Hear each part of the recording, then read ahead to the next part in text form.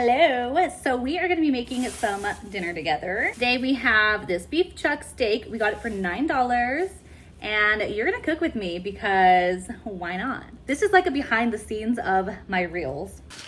It was good. Oh my god. My goodness, hubby. At this point, we're prepping our meat. I pat it dry and spread some olive oil on it so that my salt, pepper, garlic powder, and onion powder will stick to it better before we throw it in our hot pan prepped with oil. Make sure that you season both sides and press your seasonings in opposed to rubbing.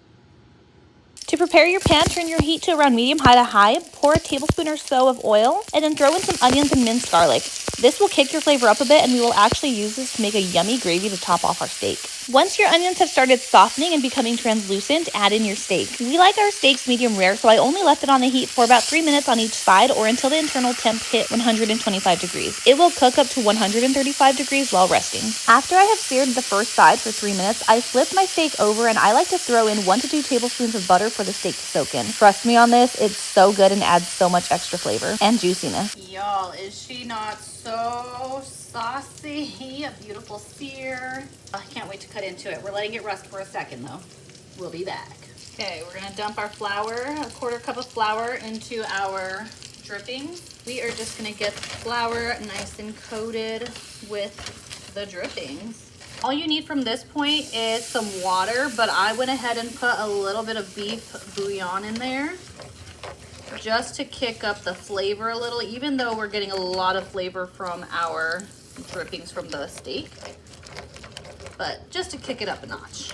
I have 2 cups of broth right now, but I may need 3 cups. So you can see it's starting to thicken up. And then adding the extra water will thin it out a little bit so it's not such an intense thick gravy like that. You want to add a little gravy or a roux to your meat. You literally just take the drippings, add some flour and a little water or a broth to it, and you will have a beautiful gravy. And you're just going to repeat this until you have a nice consistency. Whatever consistency you prefer, that's what we're going to mix up until we get. So I'll come back once it's to my liking. The steak is sliced. There we are, beautiful. Gravy is thickening up because now it's cooling, but the gravy is done. I am boiling some rice.